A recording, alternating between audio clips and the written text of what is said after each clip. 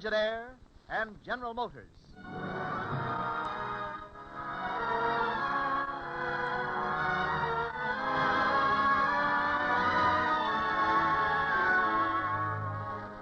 Frigidaire presents Hollywood Star Time. Each week at this time, Frigidaire brings you radio versions of Hollywood's finest motion pictures.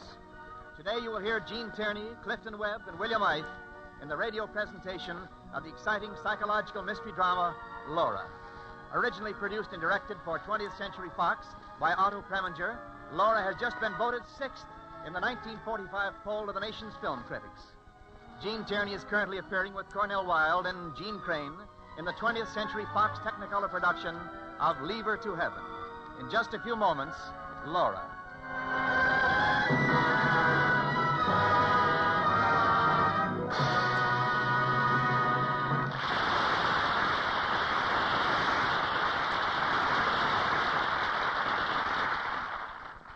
You're twice as sure with two great names, Frigidaire and General Motors. Frigidaire, the greatest name in refrigeration, is made only by General Motors. And it's this association of experience with experience, of skill with skill, that makes Frigidaire America's favorite refrigerator today.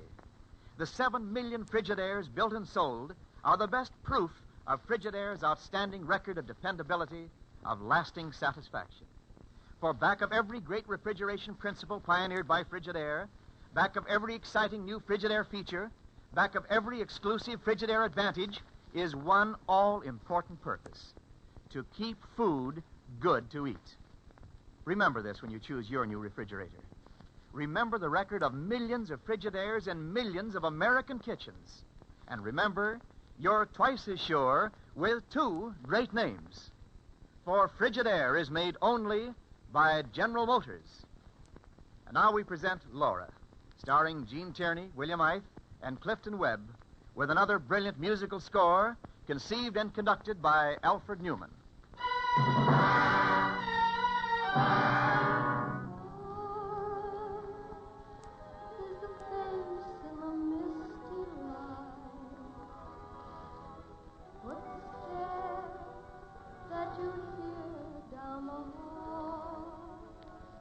I shall never forget the weekend Laura died.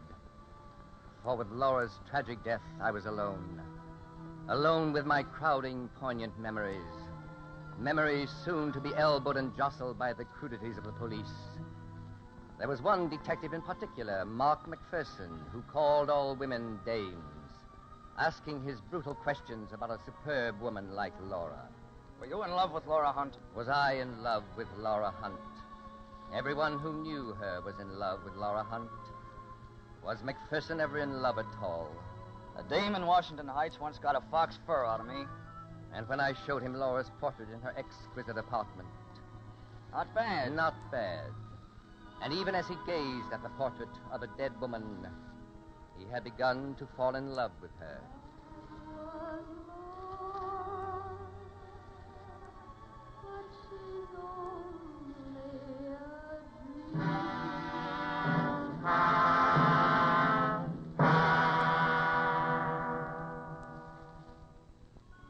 I, Waldo Lydecker, was the only one who really knew her.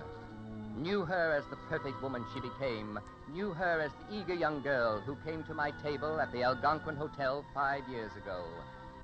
She wanted my endorsement of a fountain pen her advertising company was campaigning for. I know this isn't the usual way to undertake things like this, Mr. Lydecker, but, well, I know my company will be glad to pay you $5,000 if you will endorse the Wallace Flow-Right fountain pen. Oh, indeed? And whose idea was this? Mine. Young woman, you seem to be completely disregarding something more important than your career. What? My lunch. Do you really believe that? Utterly. I never heard of anything so selfish. But you write about people with such real sentiment and understanding. Sentiment comes easily at 50 cents a word. If that's really the way you feel, you must be very lonely. You begin to bore me. You poor man. I'm very sorry for you. Good day. Oh, wait. Just a moment, please. Well, Ordinarily, I am not without a heart. You caught me at a very difficult moment. I want to apologize. your apology is accepted. Good day, Mr. Lydecker. Surely not before I've endorsed that fountain pen for you.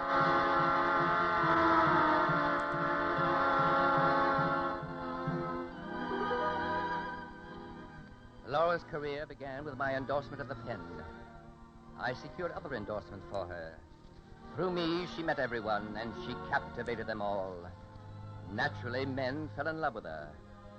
But I always found their weaknesses and exposed to ridicule these men who were so unworthy of her. Then one night, her aunt, Anne Treadwell, gave a party.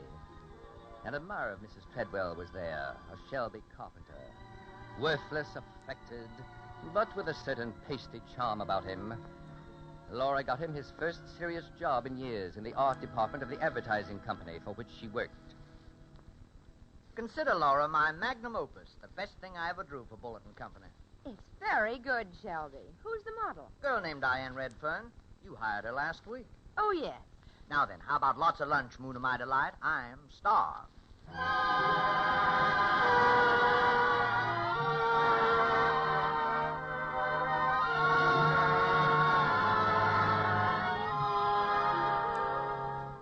Laura, what about this dubious Shelby Carpenter fellow? Yes, Waldo. I ought to tell you now. Shelby and I are going to be married next week. Are you? And do you know that he's running around with a model from your own office? Her name is Diane Redfern. Waldo, I won't let you break him down as you did the others. I believe you presented Shelby with a rather valuable cigarette case on his last birthday. What of it? Is this it? Where did you get it? From the pawn shop where Diane Redfern pawned it after Shelby presented it to her. I don't believe that. Shall we face him with the facts? He's dining with your aunt, Anne Treadwell. An older flame of his.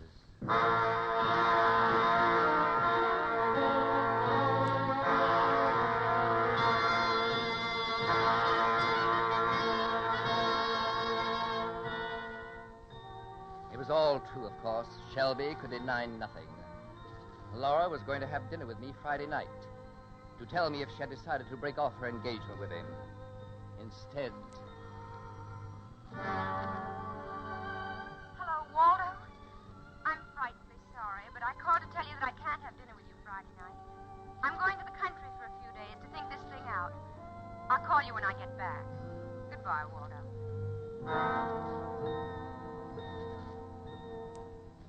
Friday afternoon, Laura had lunch with Diane Redfern. Friday night, Laura did not dine with me. Friday night,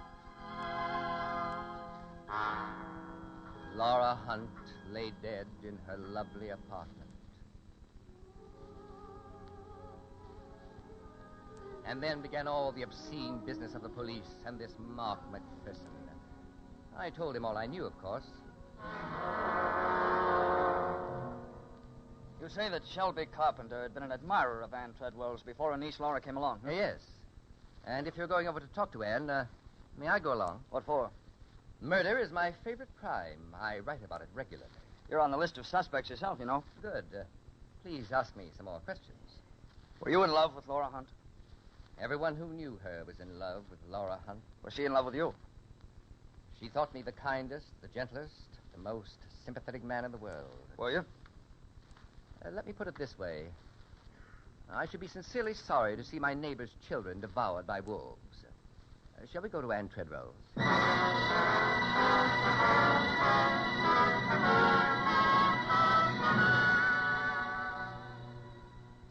Mrs. Treadwell, you were in love with Shelby Carpenter, weren't you? No, I'm fond of Shelby, that's all. Everybody is. I'm not. I'll be hanged if I am. Shelby went to the concert Friday night. Did you go with him? No. Why not? He didn't ask me. He went alone. Oh, Anne. Oh, do come in, Shelby, darling. Well, how amazing to find you here, Shelby, darling. What's up, Anne? Shelby, this is Lieutenant McPherson. How do you do, Lieutenant? I'm at your disposal. I'm quite as anxious as you are to find out who killed Laura. See, we were to be married Thursday, you know. No, he doesn't know. And neither do you or anyone else alive. She hadn't made up her mind. Oh, stop it, Waldo. Stop quarreling over a dead woman. Forgive us, Lieutenant. Mr. Carpenter, do you have a key to Laura Hunt's apartment? I think there's an extra one in her apartment. Yeah? Well, let's go up there.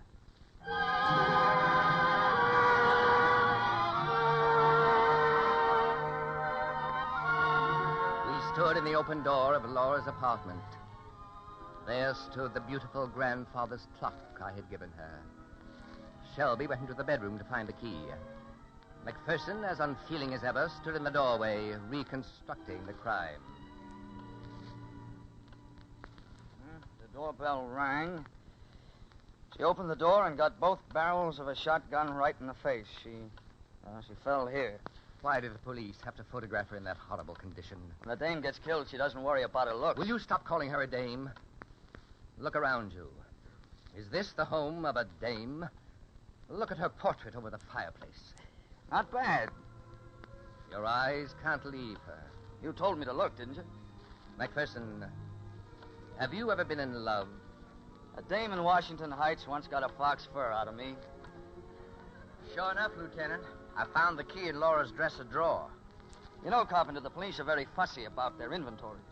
That key wasn't there yesterday. Oh, then it's made a recent reappearance. You put it there, Carpenter, didn't you?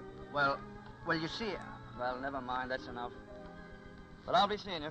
Are you leaving us, McPherson? No. I see. Come, Carpenter. We are leaving McPherson.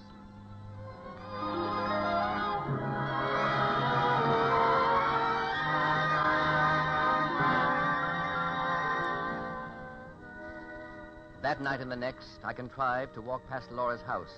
Both times, lights were burning in the windows. Mark McPherson was up there, reading her diary, her letters, handling the things she had touched, reliving her life in her apartment. I resented it all bitterly. Besides, her attorney had told me something that sent me through the rain quite late the second night.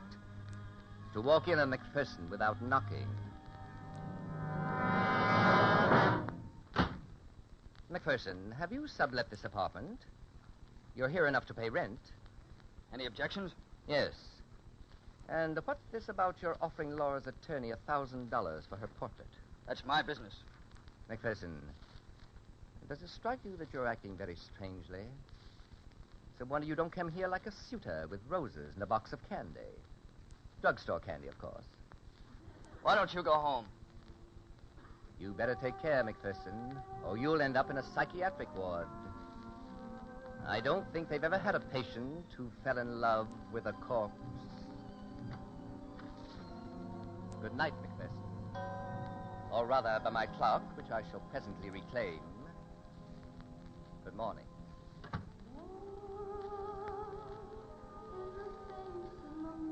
Laura.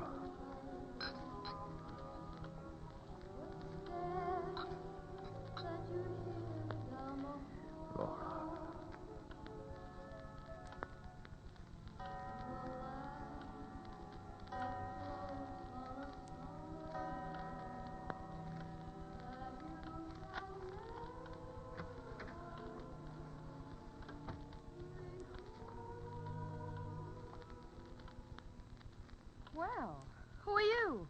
Huh? What are you doing here? It's impossible. What are you doing here? I'm going to call the police. Well, I'm the police. You're Laura. You're alive.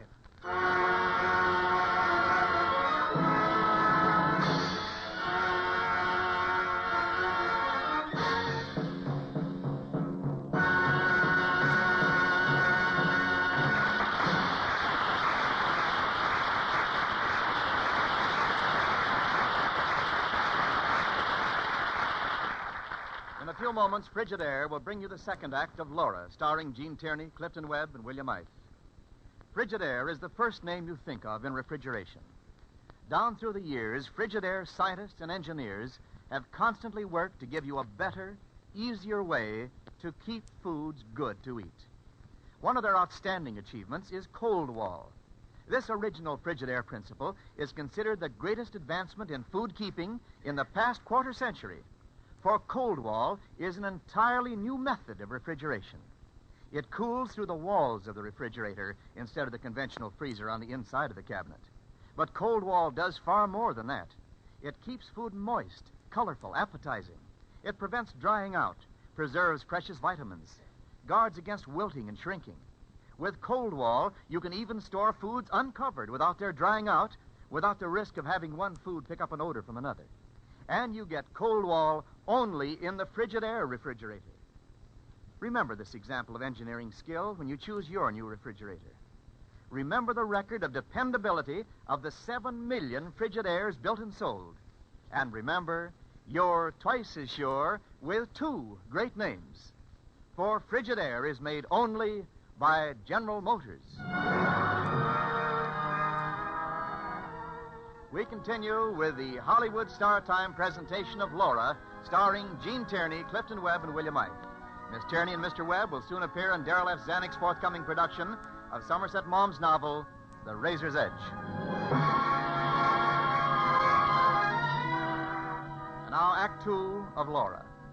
Laura Hunt has returned to her New York apartment after 4 days' absence to find Detective Lieutenant Mark McPherson there, stunned at her return, for McPherson is there to investigate her murder and to find her killers.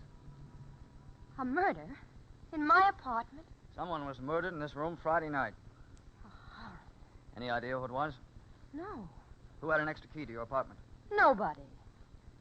Well, you better take off those wet clothes, or you'll catch cold. Yes. What are you going to do now? Find out who was murdered, then find the murderer. Yes. I won't be long. You were going to marry Shelby Carpenter this week, weren't you? Yes. This Thursday, isn't it? Miss Hunt. Miss Hunt! Lieutenant McPherson. I'd begun to be worried about you. I found this dress hanging in my closet. Well? It isn't mine. It belongs to one of the models at our office, Diane Redfern. Look, why didn't you tell me the truth? Shelby Carpenter had a key to this apartment. He didn't. How else could he have brought the girl to your place? You don't know that he brought her. You only assume it. You love this fella so much you'll risk your own safety to protect him? My safety? Do you suspect me? Well, the police will consider Diane Redfern as your rival. You went to the country to make up your mind about marrying Shelby. What was your decision? I'm not going to marry. Smart girl. Is there anything else? Oh, I'll see you in the morning. Don't leave the house and don't telephone. Am I under arrest? No, but if anything happened to you this time, I wouldn't like it. Good night.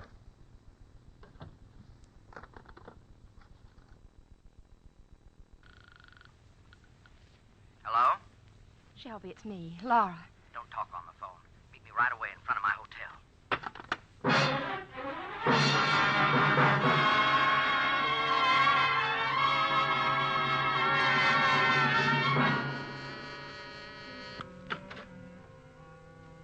Good morning, Lieutenant. Morning. Still raining, I see. I hope you didn't get all wet again when you went out last night to meet Shelby. So, you tapped my telephone. All's fair in love and homicide. I certainly had to let my fiancé know I was alive. So it's on again with Shelby, is it? Yes. Well, it'll interest you to know that after you parted with him last night, I trailed him to your country house. All is fair. I found him trying to bury a shotgun belonging to you. It had recently been fired. Maybe I hunt rabbits. Yeah. Well, Shelby admitted he brought Diane Redfern up here Friday night to talk things over and break up their affair. He said he found a duplicate key in your office. They talked for 3 hours, and the doorbell rang. Diane went to the door. There was a silence, then a tremendous explosion. There it was. How does that check with whatever yarn he told you? He told me the same story. Laura, for heaven's sake, tell the truth. Did you kill Diane Redfern? No. Then why is it on again with Shelby? Because he convinced you last night that if you broke off now, people would be sure one of you was guilty, isn't that so? Yes. Why are you protecting him? Are you in love with him? I don't see how I ever could have been. Well, that's all I wanted to hear. Couldn't you have found out some easier way? But still, it's Lydecker. I sent for him. Oh, Mark, it's brutal. All right, come in.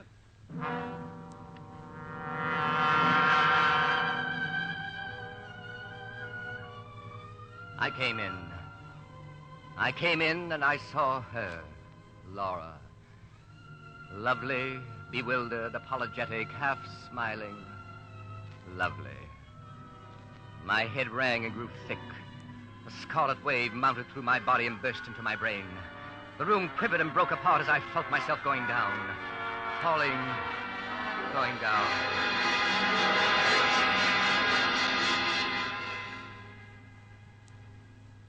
Waldo, are you all right? Oh, yes. Yes, my dear. Forgive me. I'm sorry. I'm sorry. I needed your reaction, Lydecker. But I warned you, Mark. Mark? Laura Hunt wasn't killed. Obviously. It was Diane Redfern. Perhaps by mistake. So it's Mark, eh? Laura, this familiarity. You're not being taken in by this callous manhunter.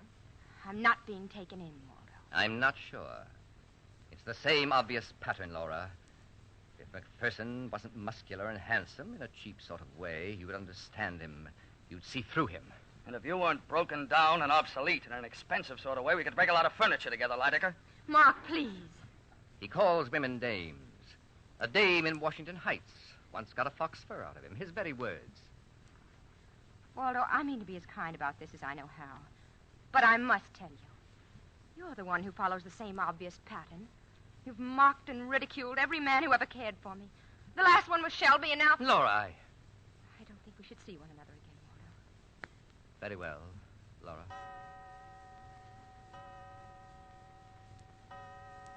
I'm sure you won't care to have any reminder of me to spoil what promises to be a disgustingly earthy relationship.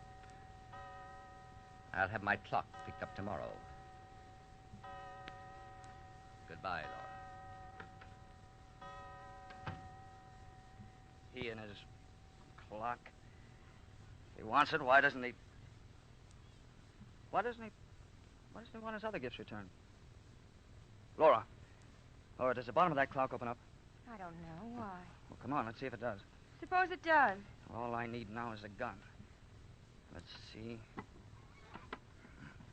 it comes. It's opening. Better stand away, Laura. Huh. That's it. Look, a sawed-off double-barreled shotgun. Oh, no. Sure, can't you see, Laura? The doorbell rang. Diane Redford came to the door in your dressing gown. The room was dark. Waldo assumed it was you and fired both barrels in her face. If he couldn't have you, he wanted to make sure no one else could have you either. When Shelby dashed downstairs, Waldo went back and hid the shotgun on the clock. And that's the story, Laura. Waldo Lydecker, a murderer. Oh, Mark, it makes me ill. Better lie down in your room. If the doorbell rings, don't answer. What are you going to do? Arrest Waldo Lydecker for murder.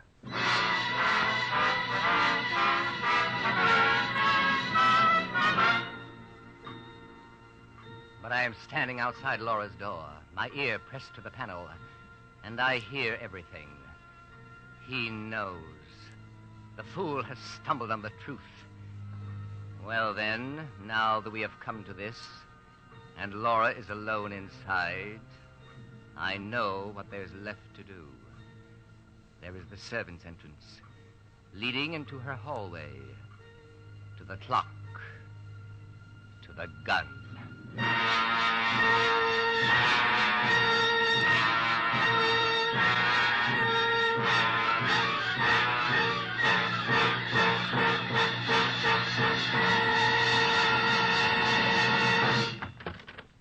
Yes, Laura.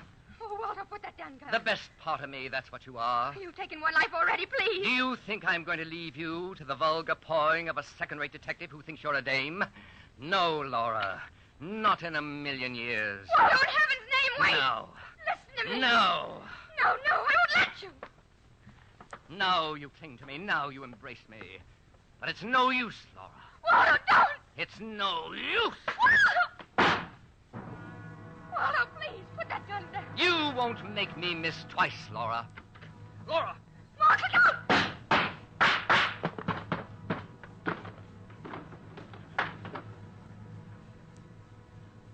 Oh, Walter. Don't, Laura. Don't go near him. The guard outside said he hadn't seen Lydecker come out. It worried me, and I came back.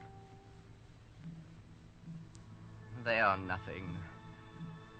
The weeping and the laughter, love, desire. Goodbye, my dear. Forgive me, Laura, but I loved you. Well, he's gone. I'm sorry, Walter. I accept your apology.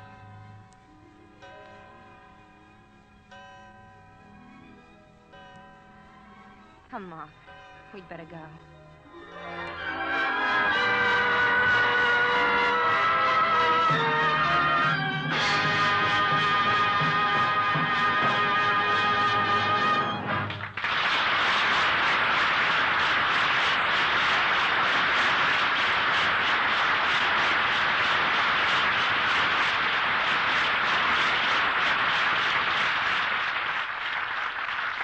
Thanks to Gene Tierney, Clifton Webb, and William Eith for a splendid performance.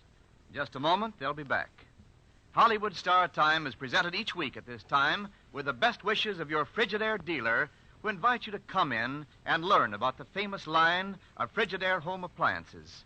Electric refrigerators, electric ranges, electric water heaters, home freezers, and a wide variety of refrigerating and air conditioning equipment for homes, farms, stores, offices, and factories. Remember, Frigidaire is made only by General Motors. Here now are our guests. Didn't I hear, Miss Tierney, that you just returned to Hollywood from the East? Yes, Mr. Niles. I spent the Christmas holidays in New York. The studio asked me to come back and do this radio program, so I took a plane a few days ago, and here I am. But did you hear the grand news about Clifton Webb? Ah, I thought Mr. Webb seemed in especially good spirits today. Well, let me assure you, Wendell, it's rather difficult to pretend to be passive when I must admit I'm delighted. You see, Wendell, Clifton Webb was just nominated for the 1945 Critics Award for his brilliant portrayal of Waldo Lydecker in Laura. Well, I think Clifton Webb deserves a round of applause. Bill Eith is right. Our respects, Mr. Webb.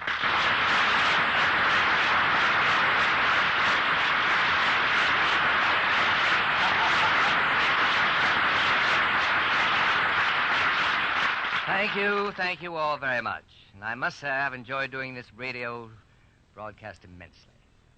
Gene and Bill and I were chatting just before the show went on. And I can assure you we'll all be at our radios next week at the same time to hear John Payne and Linda Darnell in the Hollywood Star Time production of that delightful comedy, Daytime Wife. And so, for the three of us, I'll say goodbye for now.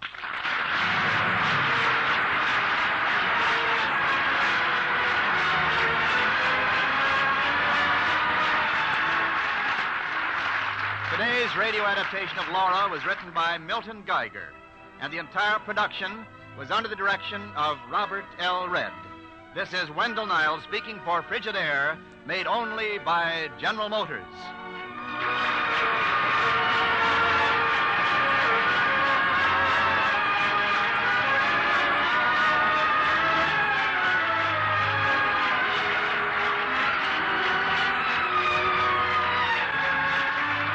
This is CBS, the Columbia Broadcasting System.